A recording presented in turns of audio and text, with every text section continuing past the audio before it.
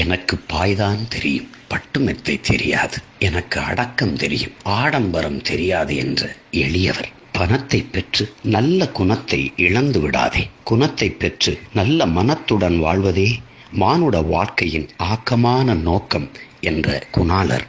மக்களுக்கு நல்லதை செய், அதை உடனே செய், செய்வதை வேகமாகவும் செய், அதற்காக வேலி தாண்டி விடாதே என்ற செயல் வீரர். 100 ஏழைகள் ஒரு பணக்காரனை உண்டாக்குகிறார்கள், ஒரு பணக்காரனோ 1000 ஏழைகளை உண்டாக்குகிறான் என்ற பாட்டாளிகளின் தோழர். நகரத்தை சுற்றி பொன் விளையும் பூமிகளை எல்லாம் கூறு போட்டு விற்பார்கள். பாலை விற்பதைப் போல் நாளை தண்ணீரையும் விற்பார்கள் என்று இன்று நடப்பதை அன்றே கணித்த தீர்க்கதரிசி. தேசியம் எனது உடல், தெய்வீகம் எனது உயிர் என்ற தேசியவாதி. அறிவு என்பது என்ன? நாம் எவ்வளவு அறியாமையில் இருந்தோம் என்பதை நமக்கு அளந்து கொடுக்கிற கருவிதான் என்ற அறிஞர்.